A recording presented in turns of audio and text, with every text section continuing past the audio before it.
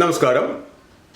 എല്ലാവർക്കും KSR ക്ലാസിൻ്റെ 22ാം ഭാഗത്തിലേക്ക് സ്വാഗതം. ഇന്ന് ഈ ക്ലാസ്സിൽ പെൻഷൻ എന്നുള്ള ഭാഗത്തെക്കുറിച്ചാണ് നമ്മൾ ഡിസ്കസ് ചെയ്യുന്നത്. പെൻഷൻ KSRൻ്റെ 3ാം ഭാഗം, പാർട്ട് 1, പാർട്ട് 2, പാർട്ട് 3. പാർട്ട് 3 എന്ന് പറയുന്ന പെൻഷൻ, അതായത് സ്റ്റാറ്റ്യൂട്ടറി പെൻഷൻ, NPS അല്ല, സ്റ്റാറ്റ്യൂട്ടറി പെൻഷൻ 1/4/2013 ശേഷം സർവീസിൽ എൻ്റർ ചെയ്തവർക്ക് ഈ പെൻഷൻ നിയമങ്ങൾ ബാധകമല്ല. അവർക്ക് NPS, നാഷണൽ പെൻഷൻ സ്കീം ആണ്, NPS ആണ്. അതിനു മുന്നേ ഉള്ള സർവീസിൽ കയറിയവർക്കാണ് ഈ സ്റ്റാറ്റ്യൂട്ടറി പെൻഷൻ നിയമങ്ങൾ ബാധകമായിട്ടുള്ളൂ. നേരത്തെ പറഞ്ഞ പോലെ, TAയിൽ പറഞ്ഞ പോലെ 20 മുതൽ 25% മാർക്കിൻ്റെ ക്വസ്റ്റ്യൻസ് പെൻഷൻ എന്നുള്ള ഈ പാർട്ട് 3യുടെ വിവിധ ഭാഗങ്ങളിൽ നിന്നായിട്ട് ചോദിക്കപ്പെടാറുണ്ട്. നമുക്ക് അത് വിശദമായിട്ട് ഓരോ ഭാഗങ്ങളും പരിശോധിക്കാം. പെൻഷൻ എന്ന് പറഞ്ഞാൽ അതൊരു ഡെഫിനിഷൻ ഉണ്ട്. എന്താണ് pension? It's a amount or a remuneration given to an officer in recognition of the meritorious service that he rendered while in department or while in service. Government സർവീസിലിരിക്കുമ്പോൾ അദ്ദേഹം ചെയ്ത സംഭാവനകൾക്കുള്ള ഒരു പാരിതോഷികമായി നൽകുന്ന ഒരു വേതനമാണ് പെൻഷൻ. അതാണ് പെൻഷൻ്റെ നിർവചനം. ബേസിക്കലി ഈ പെൻഷൻ 4 തിരിച്ചിട്ടുണ്ട്. 4 വിവിധ പെൻഷനുകളാക്കിയിട്ടുണ്ട്. ഇപ്പം നമ്മൾ ഓഫീസേഴ്സിനെ എത്ര ഗ്രേഡ് ആക്കി തിരിച്ചിട്ടുണ്ട് എന്ന് ചോദിക്കുമ്പോൾ പറഞ്ഞു 4 ഗ്രേഡുകളാക്കി തിരിച്ചിട്ടുണ്ട് എന്ന് പറഞ്ഞു. അതുപോലെ പെൻഷൻ 4 തരം പെൻഷൻസ് ആണ്. Different types of basic pensions, 4 തരം പെൻഷൻസ് ആണുള്ളത്. ഒന്ന് compensatory pension, invalid pension, retiring pension and superannuation pension. ഇങ്ങനെ 4 തരം പെൻഷനാണുള്ളത്. നമുക്ക് ഓരോന്നും വിശദമായിട്ട് പറയാം. ആദ്യം കോമ്പൻസേറ്ററി പെൻഷനെ കുറിച്ച് നമുക്ക് ചർച്ച ചെയ്യാം. കോമ്പൻസേറ്ററി പെൻഷൻ എന്താണ്? കോമ്പൻസേറ്ററി പെൻഷൻ എന്ന് പറഞ്ഞാൽ, ഇപ്പോൾ സർവീസിലിരിക്കുന്ന ഒരു ഓഫീസർ ചില ഗവൺമെൻറ് പോളിസീസ്, നയപരമായ തീരുമാനങ്ങളുടെ ഫലമായി അദ്ദേഹത്തിൻ്റെ ആ പോസ്റ്റ് അബോളിഷ് ചെയ്യുകയാണ്. ആ പോസ്റ്റ് ഇനി മുതൽ വേണ്ട എന്നൊരു തീരുമാനത്തിൽ മിനിസ്ട്രി എത്തിക്കഴിഞ്ഞാൽ, ഗവൺമെൻറ് അങ്ങനെ ഒരു ഡിസിഷൻ എടുത്തു കഴിഞ്ഞാൽ, ആ പർട്ടിക്കുലർ പോസ്റ്റിൽ ഇരിക്കുന്ന ഉദ്യോഗസ്ഥന്മാർ അല്ലെങ്കിൽ ഉദ്യോഗസ്ഥൻ ആ പോസ്റ്റ് നഷ്ടപ്പെടുകയാണ് അവർക്ക്. ആ പോസ്റ്റ് നഷ്ടപ്പെടുമ്പോൾ the officers are given 2 options. എന്തൊക്കെയാണ്? either to continue in a lower post or quit the service after getting all the pensionary benefits as on the date of quitting service. 2 options ആണ്. ഒന്നുകിലോ ആ post ഇല്ല, ഇപ്പോൾ service ചെയ്തുകൊണ്ടിരിക്കുന്ന ആ post ഇല്ല, തത്തുല്യമായ ഒരു പോസ്റ്റ് നൽകാനും നിവൃത്തിയില്ല, അങ്ങനെ പോസ്റ്റ് ഇല്ല, ഇതിന് ഇക്വലൻ്റ് ആയിട്ടുള്ള പോസ്റ്റിൽ മാറ്റി പോസ്റ്റ് ചെയ്യാൻ ഉള്ളൊരു അവസരവും ഇല്ല. അങ്ങനെയാണെങ്കിൽ ഇവർക്ക് 2 ഓപ്ഷനാണ്. ഒന്നുകിലോ ഇതിന് താഴെയുള്ള ഒരു പോസ്റ്റിൽ അവർക്ക് കണ്ടിന്യൂ ചെയ്യാം, അല്ലെങ്കിൽ ആ ഡേറ്റ് വെച്ച് അവർക്ക് സർവീസിൽ നിന്നും വിരമിച്ചു പോവാം. ആ ഡേറ്റ് വരെയുള്ള സർവീസ് കാലയളവ് എന്താണോ അതിന് ആനുപാതികമായിട്ടുള്ള പെൻഷനറി ബെനിഫിറ്റ്സ് വാങ്ങി സർവീസിൽ നിന്നും റിട്ടയർ ചെയ്യാം.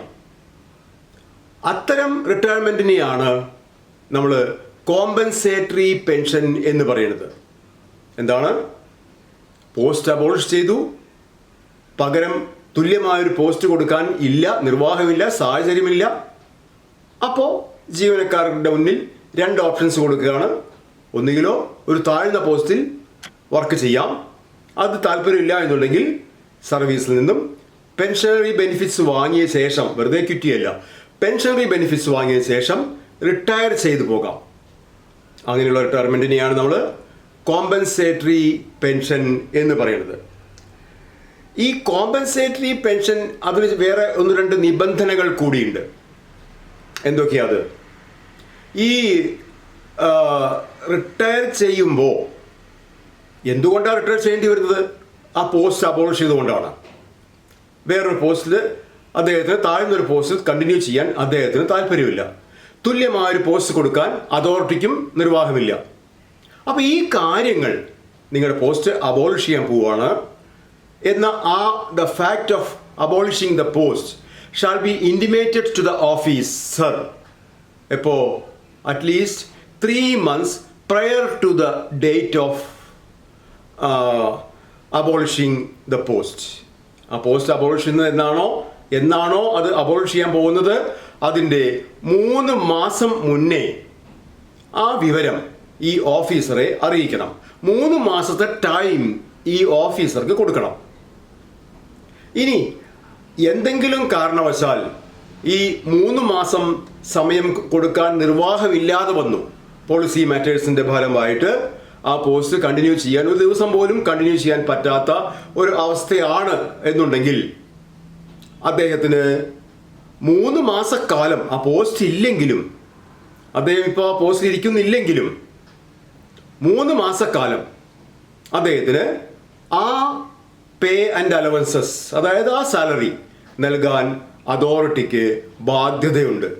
അതായത് ആ ഇൻറ്റിമേഷൻ പീരീഡ്, ആ 3 മാസം എന്നുള്ള പീരീഡ്, ഇപ്പോൾ 2 മാസം ആണ് കുറവ് വന്നത്, 1 മാസം ആണ്, 1 മാസം കഴിഞ്ഞപ്പോൾ ഇൻറ്റിമേഷൻ കൊടുത്തു. പക്ഷേ ഇനിയും 2 മാസം കൂടി ഉണ്ട്, 3 മാസം മുന്നേ കൊടുക്കണം എന്നാണല്ലോ പറഞ്ഞിട്ടുള്ളത്. അപ്പോൾ ഈ ഇൻറ്റിമേഷൻ കൊടുത്തു കഴിഞ്ഞു, 1 മാസം കഴിഞ്ഞപ്പോഴാണ് ഈ പോസ്റ്റ് പോകുന്നത്. അപ്പോൾ 1 മാസം മുന്നേ കൊടുക്കാൻ പറ്റിയിട്ടുള്ളൂ. അങ്ങനെ വന്നാൽ ബാക്കി 2 മാസത്തെ പേ ആൻഡ് അലവൻസസ് അദ്ദേഹത്തിന് നൽകണം. അതിനുശേഷം മാത്രമേ അദ്ദേഹത്തിൻ്റെ റിട്ടയർമെൻറ്റ് ബെനിഫിറ്റ് നൽകാൻ പാടുള്ളൂ. 3 മാസം എന്നുള്ളത് അവിടെ അവർക്കൊരു പീരീഡായിട്ട് നിശ്ചയിച്ച് വെച്ചിട്ടുണ്ട്. അപ്പോൾ അതാണ് കോമ്പൻസേറ്ററി പെൻഷൻ എന്ന് പറഞ്ഞാൽ അതിൻ്റെ നിബന്ധനകൾ. 3 മാസം മുന്നേ ഈ ഓഫീസറെ അറിയിക്കണം. എന്തെങ്കിലും സാഹചര്യത്തിൽ 3 മാസം മുന്നേ അറിയിക്കാൻ സാധിക്കാതിരുന്നാൽ ആ കാലഘട്ടം എത്രയാണോ കുറവ് വന്ന പീരീഡ്, ഇപ്പോൾ 1 മാസം കുറവ് വന്നു, 2 മാസം മുന്നേ അറിയിച്ചു, 1 മാസം കൂടി ഉണ്ട്, ആ 1 മാസത്തെ എത്രയാണോ കുറവ് വന്ന പീരീഡ്, ആ കുറവ് വന്ന പീരീഡിൽ അദ്ദേഹത്തിന് പേ ആൻഡ് അലവൻസസ് നൽകണം. Even though he is no more in service. Service ഇല്ലെങ്കിൽ പോലും ആ പീരീഡിൽ ആവശ്യമായിട്ടുള്ള പേ ആൻഡ് അലവൻസസ് അദ്ദേഹത്തിന് നൽകണം. അതിനുശേഷം മാത്രമേ അദ്ദേഹത്തിന് പെൻഷനറി ബെനിഫിറ്റ്സ് നൽകാൻ നിർവാഹമുള്ളൂ, നൽകാൻ പാടുള്ളൂ. അതാണ് ഈ കോമ്പൻസേറ്ററി പെൻഷൻ എന്ന് പറഞ്ഞാൽ ഉദ്ദേശിക്കുന്നത്. അപൂർവമായിട്ടാണ് അങ്ങനത്തെ അവസ്ഥകൾ വരാറുള്ളത്, കോമ്പൻസേറ്ററി പെൻഷൻ. ഇനി രണ്ടാമത്തെ തരം പെൻഷനാണ് നമ്മളിപ്പോൾ ഇവിടെ ഇൻവാലിഡ് പെൻഷൻ എന്നാണ് അതിനെ പറയുന്നത്. ഇൻവാലിഡ് പെൻഷൻ, ആ പേര് തന്നെ നമുക്കറിയാം, ഇൻവാലിഡ് പെൻഷൻ എന്നാണ് അതിനെ പറയുക. രണ്ടാമത്തെ തരത്തിലുള്ള പെൻഷനാണ് ഇൻവാലിഡ് പെൻഷൻ എന്ന് പറഞ്ഞാൽ. എന്താ ഇൻവാലിഡ് പെൻഷൻ എന്ന് പറഞ്ഞാൽ? ആ പെൻഷൻ ആ പേരിൽ നിന്ന് തന്നെ അറിയാം. ഇൻവാലിഡ് പെൻഷൻ എന്ന് പറഞ്ഞാൽ ഒരു ഓഫീസർ, അദ്ദേഹം suppose he is incapable of serving as A government officer either by any physical problems or by any mental problems. എന്ത് പ്രോബ്ലത്തിലാണെങ്കിലും if an officer is found inefficient to discharge his duties as a government officer, then he shall be given invalid pension. ഒരു officer അദ്ദേഹത്തിൻ്റെ ശാരീരികമോ മാനസികമോ ആയ പ്രത്യേക അവസ്ഥകൾ കാരണം ഒരു government officer എന്ന നിലയ്ക്ക് തൻ്റെ സേവനങ്ങൾ നൽകാൻ അപര്യാപ്തമായ ഒരു സാഹചര്യത്തിൽ എത്തിക്കഴിഞ്ഞാൽ പിന്നെ അദ്ദേഹത്തിന് ഇൻവാലിഡ് പെൻഷൻ എന്ന രീതിയിൽ റിട്ടയർ ചെയ്യാനേ നിർവാഹമുള്ളൂ. അപ്പോൾ ഈ ഇൻവാലിഡ് പെൻഷനും ഇതുപോലെ കുറേ കുറേ നിബന്ധനകളുണ്ട്. എന്തൊക്കെയാ ഇൻവാലിഡ് പെൻഷൻ്റെ നിബന്ധനകൾ? ഒന്ന്, ഈ ഇൻവാലിഡ് പെൻഷൻ അത് ഇൻവാലിഡിറ്റി കൊണ്ടാണ് ഉണ്ടാവുന്നത്. അത് നിശ്ചയിക്കുന്നത് ഈ ഇൻവാലിഡിറ്റി ഉണ്ട്, അദ്ദേഹം ശാരീരികമായ ക്ലേശങ്ങളുണ്ട്, മാനസികമായ പ്രശ്നങ്ങളുണ്ട് എന്ന് നിശ്ചയിക്കുന്നത് അയാൾ സ്വയമായോ അല്ലെങ്കിൽ കൺട്രോളിംഗ് ഓഫീസറോ അല്ലെങ്കിൽ പെൻഷൻ സാങ്ഷനിങ് അതോറിറ്റിയോ ഇവരാരുമല്ല. അതൊരു മെഡിക്കൽ വിങ് ആണ് അത് നിശ്ചയിക്കുന്നത്. ഇപ്പോൾ ഒരു ഗസറ്റഡ് ഓഫീസറാണെന്ന് വിചാരിക്കുക. ഒരു ഗസറ്റഡ് ഓഫീസറാണ് ഇങ്ങനെ ഒരു മെഡിക്കലി ഇൻവാലിഡ് എന്ന് അദ്ദേഹം സ്വയം പറഞ്ഞ് അദ്ദേഹം ഇൻവാലിഡ് പെൻഷന് അപേക്ഷിക്കുകയാണെന്ന് വിചാരിക്കുക. അപ്പോൾ ഈ അപേക്ഷ ലഭിക്കുന്ന ഉദ്യോഗസ്ഥൻ, അതായത് അദ്ദേഹത്തിൻ്റെ കൺട്രോളിംഗ് ഓഫീസർ, ഈ അപ്ലിക്കേഷൻ ഒരു മെഡിക്കൽ ബോർഡിന് ഫോർവേഡ് ചെയ്യണം. മെഡിക്കൽ ബോർഡ്, ഒരു മെഡിക്കൽ ഓഫീസർ അല്ല, ഒരു മെഡിക്കൽ ബോർഡിന്, ഗസറ്റഡ് ഓഫീസർ ആണെങ്കിൽ ഒരു മെഡിക്കൽ ബോർഡിന് ഫോർവേഡ് ചെയ്യണം. അങ്ങനെ മെഡിക്കൽ ബോർഡിന് ഫോർവേഡ് ചെയ്താൽ ഈ മെഡിക്കൽ ബോർഡ് ഇദ്ദേഹത്തെ എക്സാമിൻ ചെയ്യും. Medical board shall inform him to appear before the medical board for an examination, and the medical board shall examine him, and it is their discretion whether the officer shall be given with invalid pension or not. ആ medical board അദ്ദേഹത്തെ പരിശോധിക്കും. എന്നിട്ട് അദ്ദേഹം പറഞ്ഞ കാര്യങ്ങൾ, ആ ഇൻവാലിഡിറ്റി അത് ശരിയാണ് എന്ന് പറഞ്ഞ് സർട്ടിഫൈ ചെയ്യേണ്ട ഉത്തരവാദിത്വം അല്ലെങ്കിൽ അതിൻ്റെ അതോറിറ്റി ഈ മെഡിക്കൽ ബോർഡാണ്. അത് ഗസറ്റഡ് ഓഫീസേഴ്സിൻ്റെ കാര്യത്തിൽ. ഇനി ഒരു നോൺ ഗസറ്റഡ് ഓഫീസറാണ് ഇങ്ങനെ ഇൻവാലിഡ് പെൻഷന് അപേക്ഷിക്കുന്നത് എന്നുണ്ടെങ്കിൽ, ഒരു നോൺ ഗസറ്റഡ് ഓഫീസർക്ക് ഇങ്ങനെ മെഡിക്കൽ ഇൻവാലിഡിറ്റി വന്നാൽ അദ്ദേഹത്തിൻ്റെ ആ ആപ്ലിക്കേഷൻ ഫോർവേഡ് ചെയ്യേണ്ടത് ഒരു അസിസ്റ്റന്റ് സിവിൽ സർജനിൽ കുറയാത്ത റാങ്കുള്ള ഒരു medical ഓഫീസർക്കാണ്. The application from a non-gazetted officer shall be forwarded to a medical officer who is not below the rank of an assistant civil surgeon, and that assistant civil surgeon shall examine him, and it is his discretion whether to specify that the officer is unfit or inefficient to serve as a government servant എന്ന് പറയേണ്ട അധികാരം ഈ medical authority, means ഇവിടെ non gazetted officer ആണെങ്കിൽ assistant civil സർജനിൽ കുറയാത്ത റാങ്കുള്ള ഒരു medical ഓഫീസറും, gazetted officer ആണെങ്കിൽ ഒരു മെഡിക്കൽ ബോർഡുമാണ്. അപ്പോൾ ഇവരാണ് ഈ ഒരു ഇൻവാലിഡിറ്റി തീരുമാനിക്കുന്നത്. അപ്പോൾ അങ്ങനെ ഇൻവാലിഡിറ്റി തീരുമാനിച്ച് ഈ ഓഫീസേഴ്സ്, ഈ മെഡിക്കൽ അതോറിറ്റി ആ ഓഫീസ് സംബന്ധിച്ചുള്ള മെഡിക്കൽ ഇൻവാലിഡിറ്റി ഒരു സർട്ടിഫിക്കറ്റ് രൂപത്തിൽ കൺട്രോളിംഗ് ഓഫീസർക്ക് ഫോർവേഡ് ചെയ്താൽ ആ ഡേറ്റ് ആണ്, അതാണ് പ്രധാനം, ആ ഡേറ്റ് ആണ് ഡേറ്റ് ഓഫ് റിട്ടയർമെൻറ്റ്. അത് ഏതെങ്കിലും ഒരു മന്ത് എൻഡിലായിക്കോളണമെന്നില്ല. Any date, the particular date on which the medical authority certified that the officer is unfit to serve as a government servant എന്ന് പറഞ്ഞ് സൈൻ ചെയ്യുന്ന ആ ഡേറ്റ് എന്നാണോ, ആ സർട്ടിഫിക്കറ്റ് ഡേറ്റ് എന്നാണോ, അതാണ് അദ്ദേഹത്തിൻ്റെ ഡേറ്റ് ഓഫ് റിട്ടയർമെൻറ്റ്. അത് മെഡിക്കൽ ഗസറ്റഡ് ഓഫീസറുടെ കേസിലാണെങ്കിൽ മെഡിക്കൽ ബോർഡ്, NGOസിൻ്റെ കേസിലാണെങ്കിൽ ഒരു അസിസ്റ്റന്റ് സിവിൽ സർജൻ. അപ്പോൾ അതിനുശേഷം ആ ഡേറ്റിന്, കാരണം ഒരു മെഡിക്കൽ ബോർഡിൻ്റെ മുന്നിൽ ഹാജരായി, അതല്ലെങ്കിൽ ഒരു അസിസ്റ്റന്റ് സിവിൽ സർജൻ്റെ മുന്നിൽ ഹാജരായി, in the case of non gazetted officers, അപ്പോൾ ഹാജരായി അന്ന് തന്നെ സർട്ടിഫിക്കറ്റ് ഒരു പക്ഷേ ഇഷ്യൂ ചെയ്തോളന്നില്ല. സർട്ടിഫിക്കറ്റ് എന്താ ഇഷ്യൂ ചെയ്യുന്നത് എന്നുള്ളത് ഈ ഹാജരായ ഉദ്യോഗസ്ഥന് അറിയൂല. അപ്പോൾ നെക്സ്റ്റ് ഡേ അദ്ദേഹം ഓഫീസിൽ പോയിണ്ടാവും, അടുത്ത ദിവസം ഓഫീസിൽ പോയിണ്ടാവും. അങ്ങനെ ഈ സർട്ടിഫിക്കറ്റ് ഇഷ്യൂ ചെയ്യാൻ എത്ര കാലതാമസം എടുത്താലും ആ സർട്ടിഫിക്കറ്റിലെ ഡേറ്റ് ഇദ്ദേഹം ആ മെഡിക്കൽ ബോർഡിൻ്റെ മുന്നിൽ അല്ലെങ്കിൽ ആ അസിസ്റ്റന്റ് സിവിൽ സർജൻ്റെ മുന്നിൽ ഹാജരായ ദിവസമായിരിക്കും ആ സർട്ടിഫിക്കറ്റിലെ ഡേറ്റ്.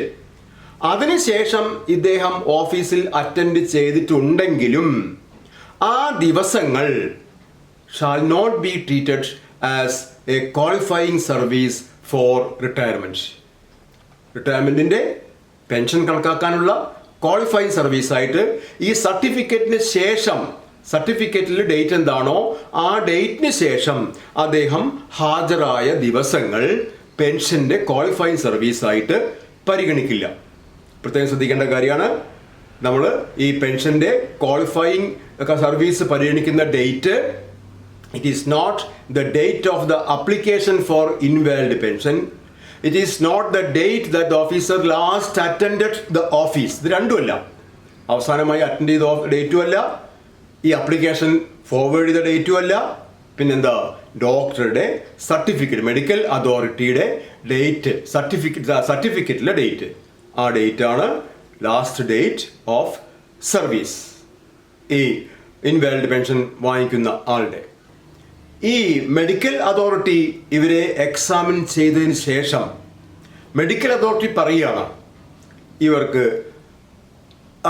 ഒരു ഇൻകാപ്പബിലിറ്റി ഉണ്ടെങ്കിലും അത് ഒരു സർജറിയിലൂടെ അതല്ലെങ്കിൽ ട്രീറ്റ്മെൻറ്റിലൂടെ അത് റിക്കവർ ചെയ്യാവുന്നതേ ഉള്ളൂ എന്ന് പറയുകയാണെങ്കിൽ they should undergo that surgery, or they should undergo, they means the officer who is who submitted his application for invalid pension. അദ്ദേഹം എന്ത് ചെയ്യണം? മെഡിക്കൽ ബോർഡ് അല്ലെങ്കിൽ മെഡിക്കൽ ഓഫീസർ പ്രിസ്ക്രൈബ് ചെയ്ത ആ സർജറിക്കോ അല്ലെങ്കിൽ ആ ട്രീറ്റ്മെന്റിനോ വിധേയനാവണം.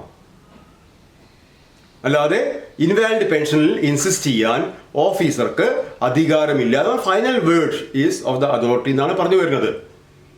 അവർ പറയുന്ന സർജറി അതല്ലെങ്കിൽ ട്രീറ്റ്മെന്റ് മെത്തേഡ്സ് അത് അർഹനാവുക എന്ന് അതിന് ആ ട്രീറ്റ്മെന്റ് നടത്തുക എന്നല്ലാതെ അതിൽ കവിഞ്ഞ് the officer cannot insist for invalid pension. ഇനി ഒരു ഓഫീസർ ലീവിലുള്ളപ്പോൾ, ഏൺ ലീവ് ഒഴികെയുള്ള ലീവിൽ ഉള്ള ഒരു സമയത്താണ് ഈ ഇൻവാലിഡിൻ്റെ പ്രൊസീജിയർ നടക്കുന്നത് എന്നിരിക്കട്ടെ. അദ്ദേഹം ലീവിലാണ്, ഹാഫ് പേ ലീവിലാണ്, അതല്ലെങ്കിൽ കമ്മ്യൂട്ടർ ലീവിലാണ്, ഏൺ ലീവല്ല, മറ്റേത് തരം ലീവാണെങ്കിലും അദ്ദേഹം ഒരു 3 മാസം കമ്മ്യൂട്ടർ ലീവിലാണെന്ന് നമ്മൾ വെറുതെ അവർ ആലോചിക്കുക. 3 മാസം കമ്മ്യൂട്ടർ ലീവിലാണ് അദ്ദേഹം. അങ്ങനെ ആ 3 മാസം കമ്മ്യൂട്ടർ ലീവ് ഇരിക്കുന്ന സമയത്താണ് അദ്ദേഹം ഈ മെഡിക്കൽ ബോർഡിന് മുന്നിൽ ഹാജരായത്. ആ സമയത്താണ് അദ്ദേഹം സർട്ടിഫിക്കറ്റ് കിട്ടിയത്. അങ്ങനെയാണെങ്കിൽ even though he is under commuted leave for 3 months, അതിനിടയ്ക്കൊരു ദിവസമാണ് ഇദ്ദേഹത്തിന് ഈ കാപ്പബിലിറ്റി പറഞ്ഞുകൊണ്ടുള്ള സർട്ടിഫിക്കറ്റ് കിട്ടിയതെങ്കിൽ അതാണ് അദ്ദേഹത്തിൻ്റെ ലാസ്റ്റ് ഡേറ്റ് ഓഫ് സർവീസ്. അല്ലാതെ ആ ലീവ് പീരീഡ് മുഴുവൻ കഴിഞ്ഞിട്ടല്ല അദ്ദേഹം റിട്ടയർ ചെയ്യുക. ഇപ്പം 3 മാസം ലീവ് ആണ് അദ്ദേഹം. ആ ലീവിലിരിക്കുന്ന സമയത്താണ് അദ്ദേഹം മെഡിക്കൽ ബോർഡിന് മുന്നിൽ ഹാജരായത്. അപ്പോഴാണ് മെഡിക്കൽ ബോർഡ് ഇദ്ദേഹത്തിന് സർട്ടിഫിക്കറ്റ് കൊടുത്തത്. ആ സർട്ടിഫിക്കറ്റ് ഡേറ്റ് കഴിഞ്ഞ് വീണ്ടും 1 മാസത്തോളം അദ്ദേഹത്തിന് ലീവ് ബാക്കിയുണ്ട്, ലീവ് അവൈൽ ചെയ്തുകൊണ്ടിരിക്കുകയാണ് എന്ന് വിചാരിച്ച് ആ ലീവ് പീരീഡ് കഴിഞ്ഞിട്ടല്ല റിട്ടയർമെന്റ് ഡേറ്റ്, സർട്ടിഫിക്കറ്റ് ഡേറ്റ് തന്നെയാണ്. Even though the officer is under leave, any leave other than earn leave. Earn leave ആണെങ്കിൽ, ഏൺ ലീവ് എന്ന് പറഞ്ഞാൽ നമ്മൾ സർവീസ് ടൈമിൽ നമ്മൾ എന്താ പറയുക 11 ദിവസം സർവ് ചെയ്യുമ്പോൾ ലഭിക്കുന്ന ഒരു ലീവാണ് അത് ഏൺ ലീവ് എന്ന് പറഞ്ഞാൽ. 11 ദിവസം 1/11 എന്ന രീതിക്ക് കാൽക്കുലേറ്റ് ചെയ്താണ് ഏൺ ലീവ് നമുക്ക് ഉണ്ടാവുന്നത്.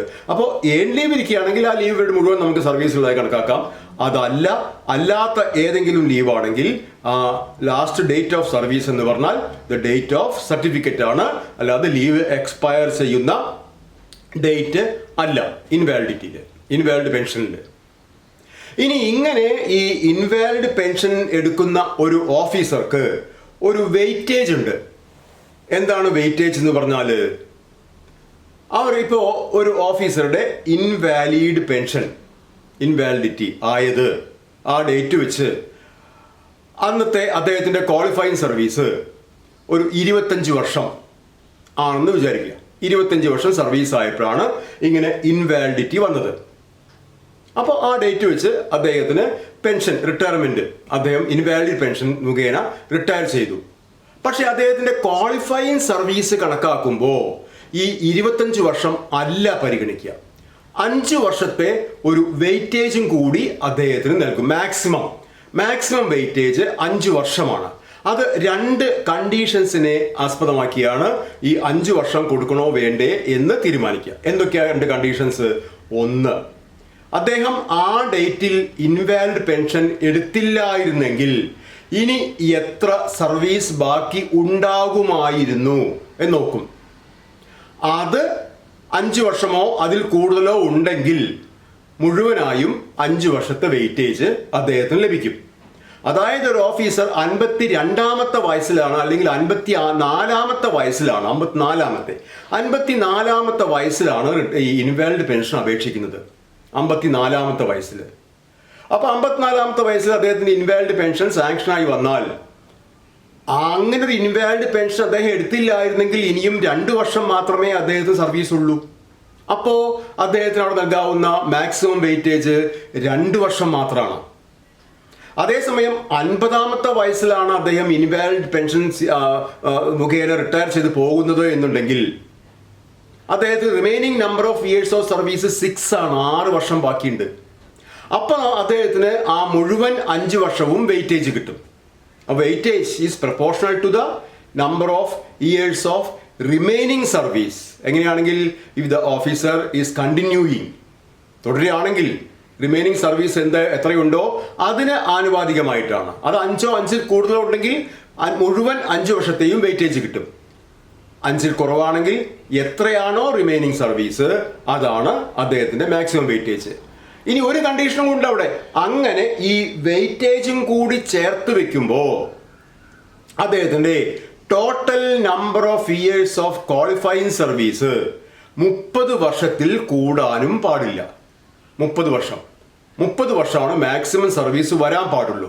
അപ്പോൾ ഒരാള് 50ാമത്തെ വയസ്സിൽ ക്വസ്റ്റ്യൻ വന്നിട്ടുണ്ട്. 50ാമത്തെ വയസ്സിൽ ഇൻവാലിഡ് പെൻഷന് അപേക്ഷിച്ചു.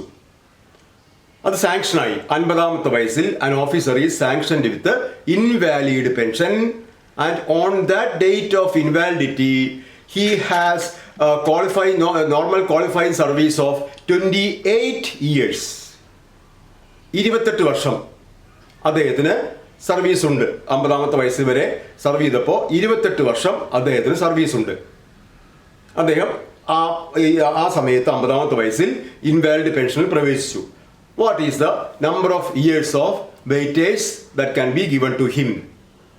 അപ്പോൾ അവിടെ 2 വർഷമേ പാടുള്ളൂ. ആദ്യത്തെ നിയമപ്രകാരം നമ്പർ ഓഫ് റിമൈനിങ് ഇയേഴ്സ് എന്ന് പറഞ്ഞാൽ ഇനിയും 6 വർഷം ബാക്കിയുണ്ട്. അപ്പോൾ അയാൾക്ക് ഫുൾ വെയിറ്റേജ് 5 വർഷത്തെ വെയിറ്റേജും അദ്ദേഹത്തിന് കൊടുക്കാൻ അർഹതയുണ്ട്. പക്ഷെ രണ്ടാമത്തെ കണ്ടീഷൻ പറഞ്ഞത് എന്താ? ഇങ്ങനെ ഫുൾ വെയിറ്റേജ് കൊടുക്കുമ്പോൾ എന്തുണ്ടാവാൻ പാടില്ല? Total number of years of qualified, അതായത് actual qualifying service plus weightage, അത് രണ്ടും കൂടി ചേർത്താൽ total number of years of qualifying service shall not be exceeded beyond 30 years. 30 വർഷത്തിൽ കൂടാൻ പാടില്ല. അപ്പോൾ അങ്ങനെ നോക്കുമ്പോൾ അദ്ദേഹത്തിന് ഇനി 2 വർഷം കൂടിയേ വെയിറ്റേജ് കിട്ടുള്ളൂ. ആ വെയിറ്റേജ് കൊടുക്കുമ്പോൾ ഈ 2 കാര്യങ്ങളും കൂടി നമ്മൾ ആലോചിക്കണം. ഈ വെയിറ്റേജ് കൊടുക്കുമ്പോൾ ഇത് റൗണ്ടിങ് ഓഫ് പെൻഷൻ, അത് നമ്മൾ വഴി അടുത്ത ഭാഗങ്ങളിൽ പഠിക്കും. റൗണ്ടിങ് ഓഫ് ക്വാളിഫൈങ് സർവീസ് ഉണ്ട്. ഇപ്പോൾ 25 വർഷവും 8 മാസവും 18 ദിവസവുമാണ് സർവീസ് ഒരാൾക്ക്. ഇനി അയാൾക്ക് അങ്ങനെ 25 വർഷവും 8 മാസവും 15 ദിവസവും സർവീസിലിരിക്കെ അദ്ദേഹം ഇൻവാലിഡ് പെൻഷനിൽ പ്രവേശിച്ചു. അദ്ദേഹത്തിന് ഇനി ബാക്കിയുള്ള സർവീസ് 3 വർഷവും 7 മാസവും 16 ദിവസവുമാണ്. 3 വർഷവും 7 മാസവും 16 ദിവസവുമാണ്. ഇവിടെ ഇത് രണ്ടും കൂടി ആഡ് ചെയ്തതിൻ്റെ ശേഷം മാത്രമേ നമ്മൾ റൗണ്ട് ചെയ്യാൻ പാടുള്ളൂ. അല്ലാതെ ആദ്യത്തെ 25 വർഷവും 8 മാസവും 15 ദിവസവും എന്നുള്ളത് അവിടെ റൗണ്ട് ചെയ്തു, അങ്ങനെ അത് 26 വർഷമാക്കി.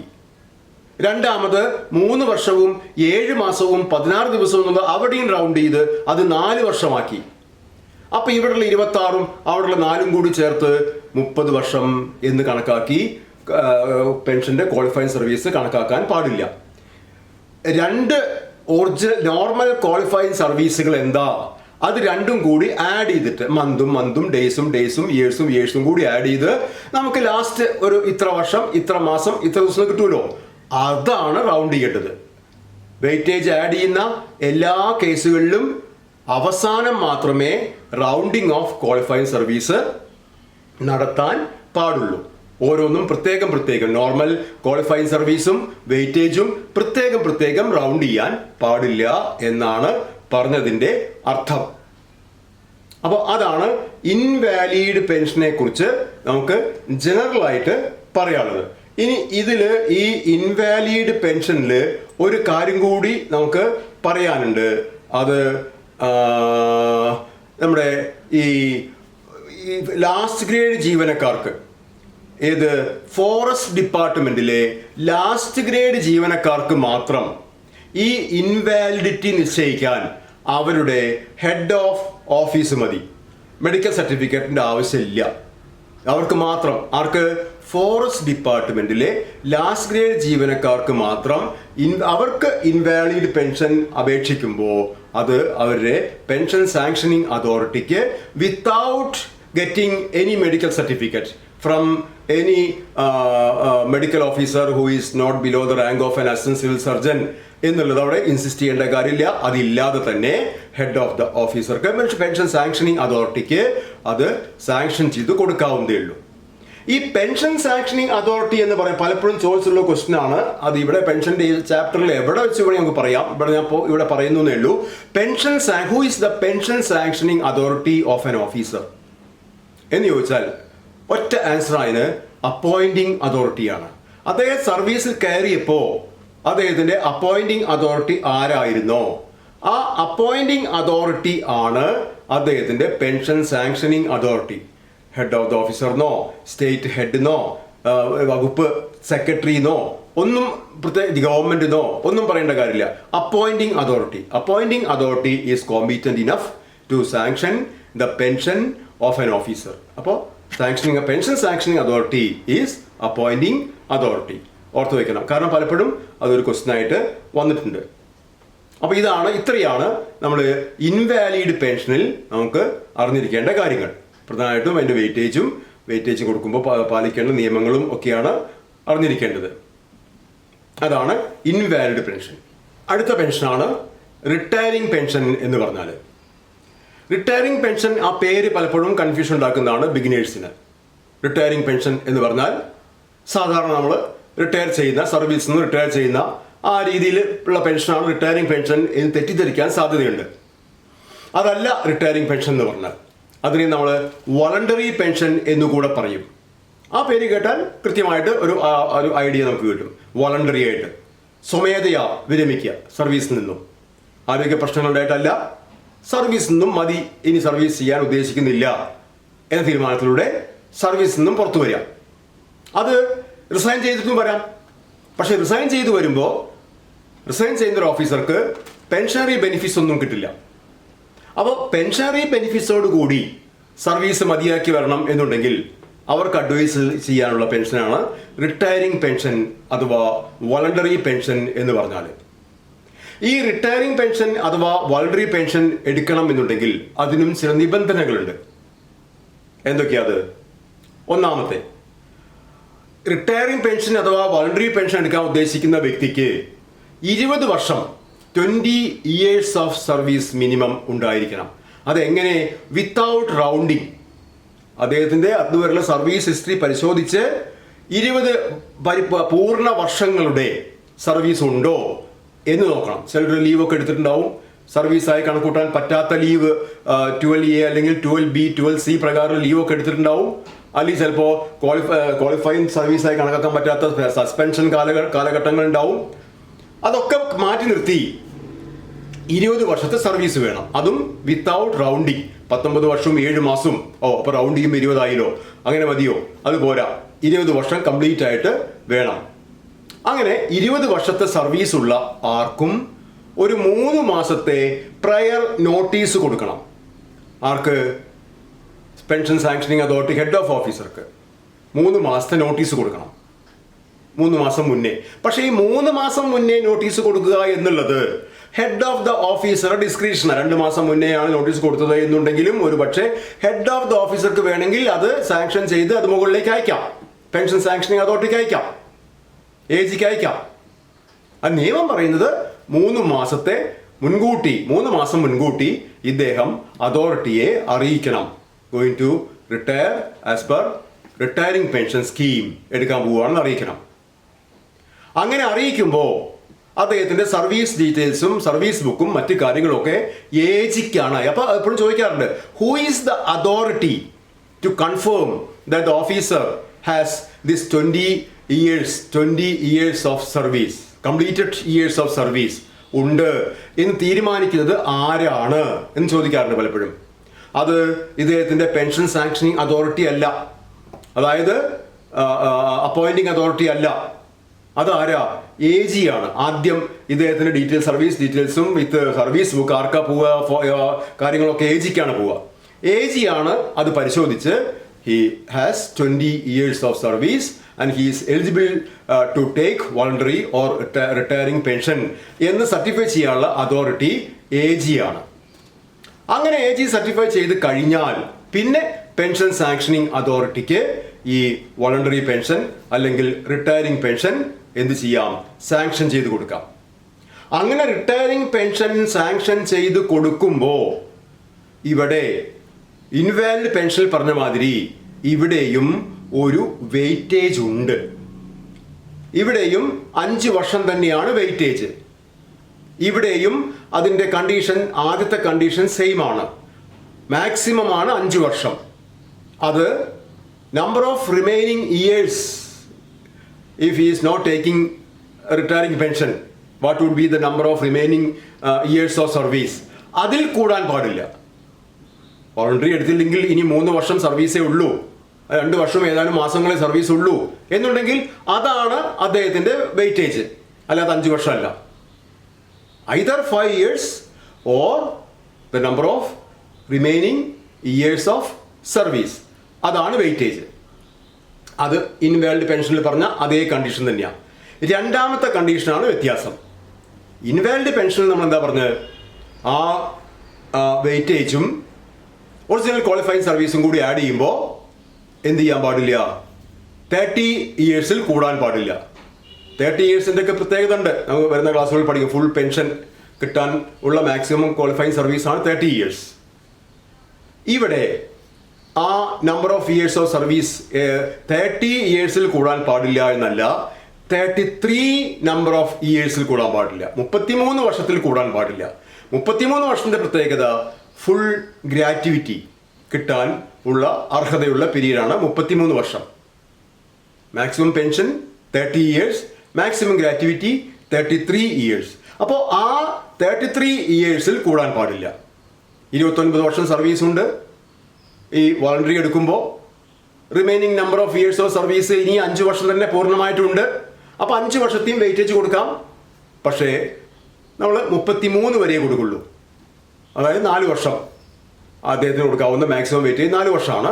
അപ്പോൾ 33 ഇയേഴ്സ്, അതായത് വെയിറ്റേജ് ആഡ് ചെയ്യുമ്പോൾ maximum number of years of qualified service shall not exceed 33 years. Exceed ചെയ്താലും കാര്യമൊന്നുമില്ല.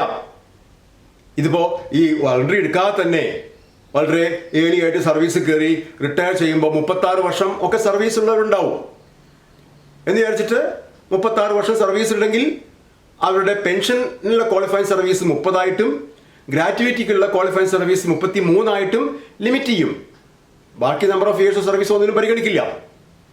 അത് തന്നെയാണ് ഇവിടെയും പറഞ്ഞിട്ടുള്ളത് റിട്ടയറിംഗ് പെൻഷന്.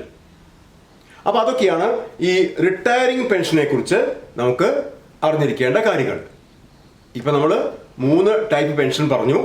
ഇനി നമ്മൾ പറയാൻ പോണത് സൂപ്പർ ആനുവേഷൻ പെൻഷൻ എന്നുള്ളതാണ്. സൂപ്പർ ആനുവേഷൻ പെൻഷൻ എന്താണ്? സൂപ്പർ ആനുവേഷൻ പെൻഷൻ ഇതാണ് മോസ്റ്റ് കോമൺ പെൻഷൻ സ്കീം. സാധാരണ എല്ലാവരും ഒരു പർട്ടിക്കുലർ ഏജ്, ഇപ്പോൾ 56 ആണ്, 56 വയസ്സ് പൂർത്തിയായവരെല്ലാവരും എന്ത് ചെയ്യണം? ആ 56 വയസ്സ് ഏത് ദിവസമാണോ പൂർത്തിയാകുന്നത് ആ ദിവസം ഏത് മാസത്തിലാണോ ആ മാസത്തിന്റെ ലാസ്റ്റ് ഡേ വരെ കണ്ടിന്യൂ ചെയ്യാം. ആ ലാസ്റ്റ് ഡേയിലാണ് അദ്ദേഹത്തിന്റെ date of retirement. Officer attaining A particular age and the date on which the officer is attaining the age of 56, the last date of that month, the officer has to undergo superannuation pension. അത്രയേ ഉള്ളൂ അത് super ആനുവേഷൻ pension എന്ന് പറഞ്ഞാൽ. അപ്പോൾ ഇപ്പോഴത്തെ age 56 ആണ്. അതിൽ വെച്ച് ക്വസ്റ്റ്യൻസ് വരാൻ ഡേറ്റ് ഓഫ് ബർത്ത് പറയും. എന്നിട്ട് date of entry in service പറയും. എന്നിട്ട് ഡേറ്റ് ഓഫ് റിട്ടയർമെന്റ് കണ്ടുപിടിക്കാനും ക്വാളിഫൈങ് സർവീസ് കണ്ടുപിടിക്കാനൊക്കെ പ്രോബ്ലംസ് വരും. അവിടേക്ക് എത്തിയിട്ടില്ല. ഇപ്പൊ നമുക്ക് ഡേറ്റ് ഓഫ് ബർത്ത് തന്നിട്ട് ഡേറ്റ് ഓഫ് റിട്ടയർമെന്റ് കണ്ടുപിടിക്കാൻ പറയും. അത് നമുക്കൊന്നും വെറുതെ പറഞ്ഞു നോക്കാം. ഒരു ഓഫീസറുടെ ഡേറ്റ് ഓഫ് ബർത്ത് 1762 ആണെന്ന്, അല്ലെങ്കിൽ 1770 ആണെന്ന് വിചാരിക്കുക. 1770 1770 ആണ് ഒരു ഓഫീസറുടെ ഡേറ്റ് ഓഫ് ബർത്ത്. അദ്ദേഹത്തിൻ്റെ ഡേറ്റ് ഓഫ് റിട്ടയർമെന്റ് എത്രയാണ്? എന്താ നിയമം? എന്നാണോ 56 വയസ്സ് പൂർത്തിയാകുന്നത് അന്ന്, അല്ലെങ്കിൽ ആ ദിവസം ഒരു മന്തിലെ അവസാന ദിവസം, അല്ലെങ്കിൽ ആ മന്തിന്റെ ലാസ്റ്റ് ഡേറ്റ് വരെ. ഇവിടെ ഇപ്പോൾ 1770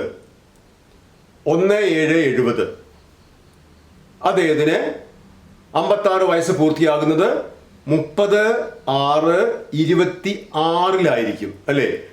70 + 56 1970 + 56 2026. അപ്പോൾ 30/6/2026 അദ്ദേഹത്തിന് 56 വയസ്സ് പൂർത്തിയാകുന്നത്. അദ്ദേഹത്തിന് അന്ന് തന്നെ, very same date on which he attained the age of 56, he has to retire from service. കാരണം അതൊരു മന്തിന്റെ ലാസ്റ്റ് ആണ്. എന്നാൽ അദ്ദേഹത്തിന് ഡേറ്റ് ഓഫ് ബർത്ത് 2770 ആണെന്ന് വിചാരിക്കുക. 2770 ആണെങ്കിൽ അദ്ദേഹത്തിന് 56 വയസ്സ് പൂർത്തിയാകുന്നത് 1726 1726. അപ്പോൾ അയാൾക്ക് ആ മന്ത് മുഴുവൻ കണ്ടിന്യൂ ചെയ്യാം. 31/7/26 വരെ അദ്ദേഹത്തിന് സർവീസ് തുടരാം. അതാണ് പറഞ്ഞത്. എന്നാണോ 56 വയസ്സ് പൂർത്തിയാകുന്നത്, ആ ഡേറ്റ് ഏത് മാസത്തിലാണോ ആ മാസത്തിന്റെ ലാസ്റ്റ് ഡേറ്റ് ആണ് അദ്ദേഹത്തിന്റെ റിട്ടയറിംഗ് ഡേറ്റ്. ചിലർക്ക് ഡേറ്റ് ഓഫ് ബർത്ത് പ്രകാരം നോക്കുമ്പോൾ ഒരു ദിവസം പോലും അധികം കിട്ടില്ല. ചിലർക്ക് ഒരു 1 മന്ത് തന്നെ അധികം കിട്ടിക്കൂടായികയും ഇല്ല. Depends upon the date of birth ആണ്. അതാണ് സൂപ്പർ ആനുവേഷൻ പെൻഷനെ കുറിച്ച് നമുക്ക് അറിഞ്ഞിരിക്കേണ്ട കാര്യങ്ങൾ. കൂടുതൽ കാര്യങ്ങളൊക്കെ നമുക്ക് അതിൻ്റെ വരുന്ന കാര്യത്തിൽ പഠിക്കാം. ഇനി ഈ 56 വയസ്സ് എന്ന് പറഞ്ഞല്ലോ, ഈ 56 വയസ്സ് എന്ന് പറഞ്ഞാൽ ജുഡീഷ്യൽ സർവീസിലുള്ളവർക്ക്, ജുഡീഷ്യൽ ഓഫീസേഴ്സിന്, അതുപോലെ മെഡിക്കൽ കോളേജിലെ ഡോക്ടേഴ്സ്, ടീച്ചിങ് സ്റ്റാഫിന്, സർക്കാർ മെഡിക്കൽ കോളേജുകളുടെ ടീച്ചിങ് സ്റ്റാഫിന്, ഇവരുടെയൊക്കെ റിട്ടയർമെന്റ് ഏജ് 60 ആണ്. ചോദിച്ചിട്ടുണ്ട് ഒരു വർഷം. ജുഡീഷ്യൽ ഓഫീസേഴ്സിനും മെഡിക്കൽ കോളേജുകളുടെ ടീച്ചിങ് സ്റ്റാഫിനും, ഡോക്ടേഴ്സിന്, മെഡിക്കൽ കോളേജ് സാധാരണ ഡോക്ടേഴ്സ് അല്ല, അവരുടെ ടീച്ചിങ് സ്റ്റാഫിന്, ഫാക്കൽറ്റി, അവരുടെ ഡേറ്റ് ഓഫ് റിട്ടയർമെന്റ് 60 ആണ്. അതൊഴികെ ബാക്കി എല്ലാവരുടെയും ഡേറ്റ് ഓഫ് ബർത്ത് ഈ 56 വയസ്സ് പൂർത്തീകരിക്കുന്നത് തന്നെയാണ്. അതിൽ അധ്യാപകർക്ക് വേറൊരു വ്യത്യാസമുണ്ട്. അധ്യാപകർക്ക് ജൂലൈ 2-ാം തീയതിക്ക് ശേഷമാണ് ഡേറ്റ് ഓഫ് ബർത്ത് വരുന്നതെങ്കിൽ അവർക്ക് ആ അക്കാഡമിക് ഇയർ മുഴുവനായിട്ടും സർവീസ് ചെയ്യാം. ഈ പറഞ്ഞ 2770 ആണെങ്കിൽ, 2770 ഡേറ്റ് ഓഫ് ബർത്ത് വരുന്നത് ഒരു അധ്യാപകനാണെങ്കിൽ, ഒരു ടീച്ചർക്കാണെങ്കിൽ അവര് 31/7/26 റിട്ടയർ ചെയ്യേണ്ട. ആ അക്കാഡമിക് ഇയർ മുഴുവൻ, അതായത് 31/3/27 വരെ, എന്നാണോ ആ അക്കാഡമിക് ഇയർ അവസാനിക്കുന്നത് അന്ന് വരെ ആ അധ്യാപകന് സർവീസിൽ തുടരാം. എന്നാണെങ്കിൽ 2/7 അതിന് ശേഷമോ ഡേറ്റ് ഓഫ് ബർത്ത് വരികയാണെങ്കിൽ, അതിന് മുന്നേ ഡേറ്റ് ഓഫ് ബർത്ത് വരികയാണെങ്കിൽ, 1/7 അതിന് മുന്നേയോ ഡേറ്റ് ഓഫ് ബർത്ത് വരികയാണെങ്കിൽ അവർക്ക് ആ പ്രീവിയസ് അക്കാഡമിക് ഇയറിന്റെ ലാസ്റ്റ് ഡേ, അപ്പോൾ ഇയാളുടെ ഡേറ്റ് ഓഫ് ബർത്ത് നേരത്തെ പറഞ്ഞ മാതിരി 1770 ആണെങ്കിൽ ആ അധ്യാപകൻ 31/3/26 ഔദ്യോഗികമായി റിട്ടയർ ചെയ്തതായി കണക്കാക്കും. പക്ഷെ ശമ്പളവും മറ്റ് ആനുകൂല്യങ്ങളും 30/6/26 വരെ, അതാണല്ലോ 56 വയസ്സ് പൂർത്തിയാകുന്ന ദിവസം, അതുവരെ ഉള്ളത് കിട്ടും. 36 വരെ അയാൾക്ക് പേ ആൻഡ് അലവൻസസ് കിട്ടും. പക്ഷേ ഔദ്യോഗികമായി അദ്ദേഹം 30/3/26 സർവീസിൽ നിന്നും വിരമിച്ചതായി കണക്കാക്കും. വെക്കേഷനിൽ നിന്നും അദ്ദേഹത്തിന് അധ്യാപകൻ എന്ന നിലയ്ക്ക് പിന്നെ സർവീസ് ചെയ്യേണ്ട കാര്യം ഇല്ല. അതൊക്കെയാണ് ഈ സൂപ്പർ ആനുവേഷൻ പെൻഷനുമായി ബന്ധപ്പെട്ട് നമുക്ക് പറയാനുള്ളത്. ഇതൊക്കെയാണ് 4 തരം പെൻഷൻ സ്കീമുകൾ. പലപ്പോഴും ചോദിച്ചിട്ടുണ്ട് എത്ര തരം പെൻഷൻ സ്കീമുകൾ ഉണ്ട് എന്ന് ചോദിച്ചിട്ടുണ്ട്. ഇനിയും കുറെ തരം പെൻഷൻസ് ഉണ്ട്. അതൊക്കെ ഇതിന്റെ സബ് ഡിവിഷൻസ് ആണ്, അത് സ്പെഷ്യൽ കേസുകളാണ്. ജനറലി ഈ 4 എണ്ണാണുള്ളത്. 4 എന്ന് തന്നെയാണ് അതിന് ആൻസർ എഴുതേണ്ടത്. എത്ര തരം പെൻഷൻ സ്കീംസ് ഉണ്ടെന്ന് വെച്ചാൽ അത് 4 എന്ന് തന്നെയാണ് ആൻസർ എഴുതേണ്ടത്. അത് ഏതൊക്കെയാണ്? ആദ്യം പറഞ്ഞ compensatory pension, invalid pension, retiring pension and superannuation pension. ഇതാണ് 4 തരം പെൻഷൻ സ്കീംസ്. അതിൽ ഈ വെയിറ്റേജ് ഉള്ള പ്രത്യേകിച്ച് റിട്ടയറിംഗ് പെൻഷൻ, വോളണ്ടറി പെൻഷൻ എടുക്കുന്നവർ പ്രത്യേകം സൂക്ഷിക്കണം. എന്താണെന്ന് വെച്ചാൽ വോളണ്ടറി പെൻഷന് റൗണ്ടിങ് അനുവദിക്കുന്നില്ല എന്നൊരു പരാതി, അല്ലെങ്കിൽ അങ്ങനെയാണ് പറയുന്നത്, റൗണ്ടിങ് അനുവദിക്കുന്നില്ല. റൗണ്ടിങ്ങിനെ കുറിച്ചുള്ള ഭാഗത്ത് റിട്ടയറിംഗ് പെൻഷനെ പ്രതിപാദിക്കുന്നില്ല എന്ന് പറഞ്ഞിട്ട് അവിടെ റൗണ്ടിങ് ഏജ് അനുവദിക്കാറില്ല. അങ്ങനെ വരുമ്പോൾ റിട്ടയറിംഗ് പെൻഷന് ഡേറ്റ് നമ്മൾ കൊടുക്കുമ്പോൾ നമ്മൾ പ്രത്യേകം ആലോചിക്കണം. എന്ത്? മാക്സിമം നമുക്ക് ക്വാളിഫൈഡ് സർവീസ് കിട്ടത്തക്ക ഡേറ്റ് നോക്കിയിട്ട് വേണം നമ്മൾ എന്ത് ചെയ്യാം, റിട്ടയറിംഗ് പെൻഷന് അപേക്ഷിക്കാൻ. ഇപ്പൊ റിട്ടയറിംഗ് പെൻഷൻ നമ്മൾ അപേക്ഷിച്ചു, ഡേറ്റ് നോക്കാതെ നമ്മൾ സൗകര്യ ഡേറ്റ് വെച്ചിട്ട് റിട്ടയറിംഗ് പെൻഷൻ അപേക്ഷിച്ചു. റിട്ടയറിംഗ് പെൻഷൻ സാങ്ഷൻ ചെയ്തു വന്നു, ക്വാളിഫൈഡ് സർവീസ് ആഡ് ചെയ്തു. 29 വർഷവും 6 മാസവും ഉണ്ട് സർവീസ്. സാധാരണഗതിക്ക് നമ്മൾ വിചാരിക്കും അത് റൗണ്ട് ചെയ്തിട്ട് 30 ആക്കും എന്ന്. റിട്ടയറിംഗ് പെൻഷൻ ആകുമ്പോൾ അത് 30 ആക്കില്ല, 29 വർഷം തന്നെയായിട്ടേ അത് നിജപ്പെടുത്തുള്ളൂ. 1 വർഷം പോവും. അപ്പോൾ ഫുൾ പെൻഷൻ എന്നുള്ള ആനുകൂല്യം നഷ്ടപ്പെടും. അത് ഒരു ഭീകരമായ നഷ്ടമായിരിക്കും എൻറ്റയർ പെൻഷൻ പീരീഡിൽ. അപ്പോൾ റിട്ടയറിംഗ് പെൻഷൻ അല്ലെങ്കിൽ വോളണ്ടറി പെൻഷൻ വാങ്ങിക്കുന്നവർ എന്ത് ചെയ്യണം? ഇത് ആദ്യം കാൽക്കുലേറ്റ് ചെയ്യണം. മാക്സിമം അപ്പോൾ ഈ റൗണ്ടിങ് ഒഴിവാക്കണം. ഇപ്പോൾ ആൾക്ക് 26 വർഷവും 8 മാസവുമാണ് കിട്ടുന്ന സർവീസ്. എങ്ങനെയെങ്കിലും ഒരു 4 മാസം കൂടി കൂട്ടി അത് 27 വർഷത്തിലാക്കണം. അല്ലാതെ 26 വർഷം 7 മാസം അല്ലെങ്കിൽ 8 മാസം ഉണ്ടല്ലോ, അത് റൗണ്ട് ചെയ്തിട്ട് 27 ആക്കുമല്ലോ. അതുകൊണ്ട് ഞാൻ ഇപ്പോൾ 26 വർഷവും 8 മാസവും എന്നുള്ള ഇത് വെച്ചിട്ട് റിട്ടയർ വോളണ്ടറി എടുക്കുകയാണ് എന്ന് പറഞ്ഞാൽ അത് 26-ൽ ഒതുങ്ങിപ്പോവും, 27-ലേക്ക് വരില്ല. അപ്പോൾ വെയിറ്റേജ് ആഡ് ചെയ്തതിന് ശേഷം റൗണ്ട് ഇയർ കിട്ടുന്ന വിധത്തിൽ വേണം നമ്മൾ ഈ റിട്ടയറിംഗ് പെൻഷന് അപേക്ഷിക്കാൻ. അപ്പോൾ അതൊക്കെയാണ് നമുക്ക് 4 തരം പെൻഷൻ സ്കീമുകളെ കുറിച്ച് പറയാനുള്ളത്. എന്തായാലും ഈ ക്ലാസ് ഇവിടെ അവസാനിക്കുകയാണ്. പെൻഷൻ്റെ ബാക്കി കാര്യങ്ങളുമായിട്ട് നമുക്ക് അടുത്ത ക്ലാസ്സിൽ വരാം. Thank you.